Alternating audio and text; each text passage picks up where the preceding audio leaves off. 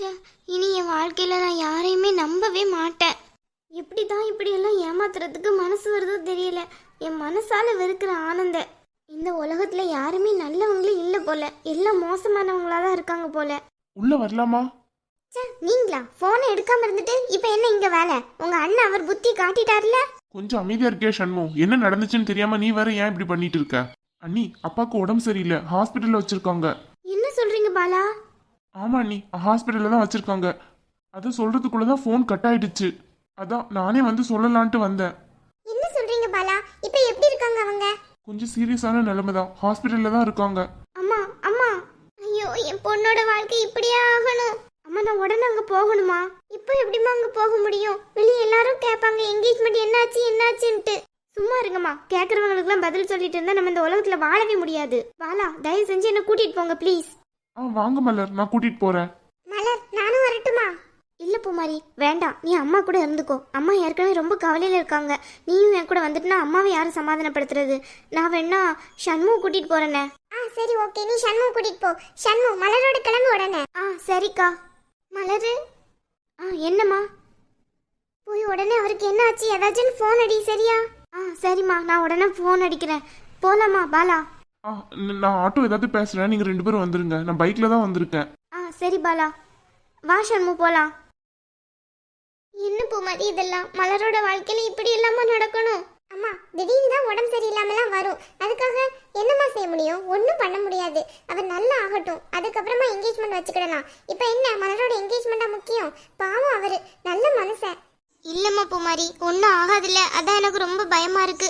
இதை வச்சுக்கிட்டு மலரோட என்கேஜ்மெண்ட் ஒரேடியா ஸ்டாப் ஆயிடுச்சுன்னா நான் என்ன செய்வேன்? அப்படியெல்லாம் ஒன்றும் நடக்காதுமா, ப்ரே பண்ணிப்போம். ரொம்ப கவலையா இருக்கு பூமாரி. நம்ம வீட்ல ஏதாவது ஒரு விசேஷம் நல்லபடியா நடக்க முடியுதான்னு பாரு. ஏதாவது ஒரு தடங்கள் வந்துட்டே தானே இருக்கு. ஏமா நீங்க அப்படி நினைக்கிறீங்க? விடுங்க, அவருக்கு ஒன்றும் ஆகக்கூடாதுன்னு நினைப்போம். அது மட்டும் போதும். இப்போதைக்கு அதை பத்தி தான் நம்ம திங்க் பண்ணணும். தேவையில்லாதெல்லாம் நினைச்சு நீங்க யோசனை பண்ணிட்டு இருக்காதீங்க. மலரே கூலா இருக்கா, நீங்க ஏன் தேவையில்லாம இதை பத்தி நினைச்சு கவலைப்பட்டு இருக்கீங்க? ஆனந்த் ரொம்ப நல்ல கேரக்டர். கூடிய சீக்கிரம் மலரை கண்டிப்பா கல்யாணம் பண்ணிக்க தான் போறாரு. நீங்க வேணா பாருங்க. அந்த நம்பிக்கையில தாண்டி நானும் இருக்கேன். அப்பா இப்போ எப்படி இருக்காரு? ஏதாவது சொன்னாங்களா? இல்ல, எனக்கு ரொம்ப கவலையா இருக்கு. என்ன ஆகுமோ தெரியலையே. பெரியப்பாவோட நல்ல மனசுக்கு அவருக்கு எதுவும் ஆகாது. தேவையில்லாம நீ கற்பனை பண்ணிட்டு இருக்காது. ஏதாவது ரொம்ப பயமா இருக்குடா. ஆனந்த், அப்பாக்கு என்னாச்சு? மலர், எப்போ வந்தீங்க?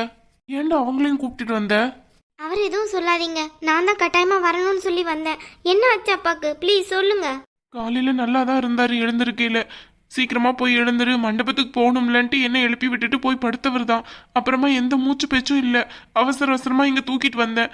என்னானே தெரியல. சரி அழாத. எப்படி பாலா என்னால அழாம இருக்க முடியும்? எனக்கு இருக்கிறது அப்பா மட்டும்தான். அவருக்கு ஒன்றும் ஆகாதுன்னு சொல்றேன்ல, நீ தேவையில்லாம ஃபீல் பண்ணாத. கண்டிப்பா அவருக்கு ஒன்றும் ஆகாது. அவர் ஒரு இரும மனுஷன். இல்ல பாலா, எனக்கு ரொம்ப பயமா இருக்கு. அந்த நிலையில அவர் பாப்பேன்னு நான் கொஞ்சம் கூட நினைச்சு பார்க்கல. சரி அழாத, எதுவும் ஆகாது. டாக்டர் என்ன சொல்லியிருக்காங்க? ஒண்ணுமே சொல்ல மாட்டேங்காங்கடா. அதான் எனக்கு ரொம்ப கவலையா இருக்கு. வர்றாங்க போறாங்க, ஏதாவது சொன்னாதானே தெரியும். எதுவும் சொல்லவே மாட்டேங்கிறாங்க. எனக்கு ரொம்ப பயமா இருக்கு பாலா. கவலைப்படாதீங்க, அப்பாக்கு கண்டிப்பா ஒன்றும் ஆகாது. அவர் கண்டிப்பா உயிர் பிழைச்சு வருவாரு. அவருக்கு எந்த பிரச்சனையா இருந்தாலும் சரி, அவருக்கு கண்டிப்பா ஒன்றும் ஆகாது. ஆமா, அப்பாவோட நல்ல மனசுக்கு அவருக்கு கண்டிப்பா ஒன்றும் ஆகாது. நீங்க வேணா பாருங்களேன். சாரி மலர், என்கேஜ்மெண்ட் இப்படியெல்லாம் நிற்கும் நான் கொஞ்சம் கூட நினைச்சு பார்க்கல. ஃபோன் பண்ணி எப்படி சொல்லான்ட்டு தெரியாம தான் உனக்கு ஃபோன் பண்ணேன். அவங்க அம்மாவுக்கு தான் ஃபோன் அடித்தேன். உன்கிட்ட பேசுறதுக்கு கொஞ்சம் தயக்கமா இருந்துச்சு அப்படின்னுட்டு. அத்தை கேட்டு ரொம்ப ஷாக்கா இருப்பாங்கல்ல. என்ன ஆனந்த், நீங்க நம்ம எந்த சுச்சுவேஷன்ல இருக்கோம்? இப்போ என்கேஜ்மெண்டா ரொம்ப முக்கியம். அப்பா நல்லா ஆகட்டும், அப்புறமா என்கேஜ்மெண்ட் பண்ணிக்கலாம். அதுல என்ன இருக்கு இப்போ?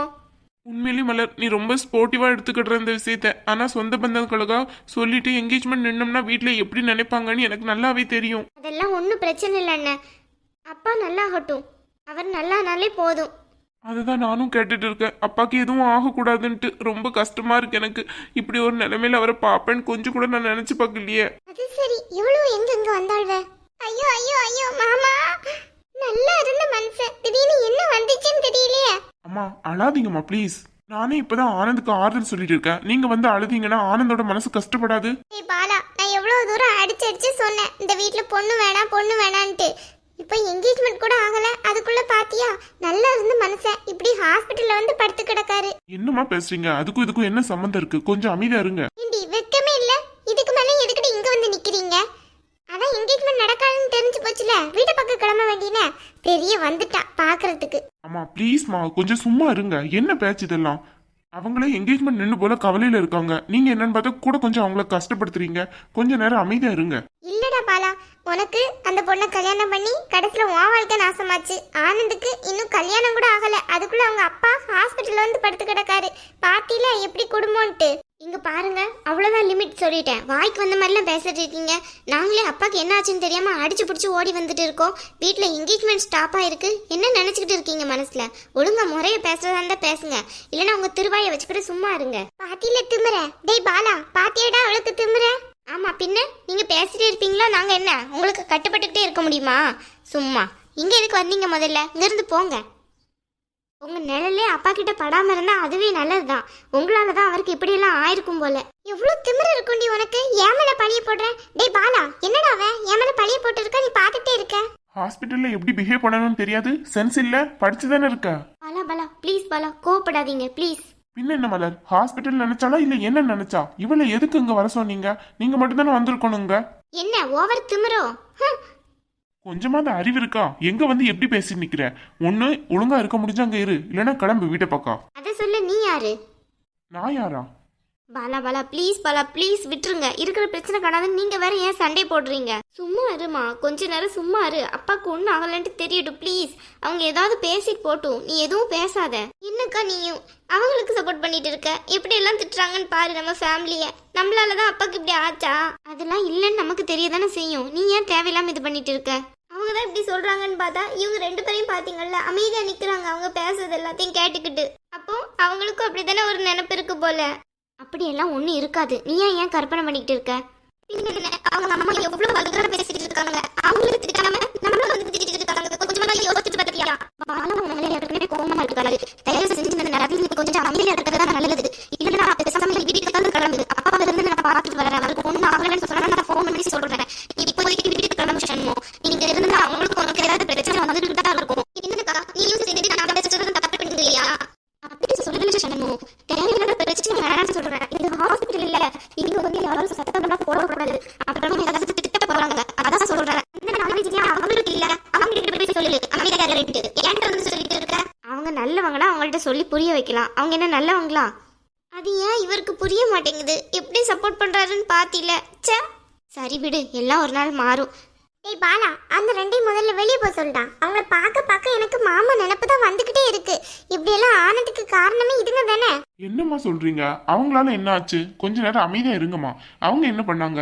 அப்பாவுக்கு உடம்பு சரியில்லாததுக்கு ஏதாவது ஒரு காரணம் இருக்கும். அது டாக்டர் வெளியே வந்து சொல்லல, நமக்கு எல்லாருக்கும் தெரிய போகுது. ஏன் தேவையில்லாம அவங்க மேல பழிய போட்டு இருக்கீங்க? அவங்களே என்கேஜ்மெண்ட் ஸ்டாப் ஆன வருத்தத்துல வந்து நிக்கிறாங்க. நீங்க வேற ஏதாவது சொல்லி தேவையில்லாத சண்டைலாம் வேணாம். இது ஹாஸ்பிட்டல், அவளுக்கு மட்டும் சொல்லல, உங்களுக்கும் தான் சொல்றேன். இல்லடா, மனசு கேட்காம தான் சொன்னேன். ஏதாவது தப்பா இருந்தா மன்னிச்சிடு. அப்பா ஆனந்த், நீ ஏன்டா இப்படி இருக்க? வாய் கூட பேசாம. டேய் ஒன்னும் ஆகாதுடா.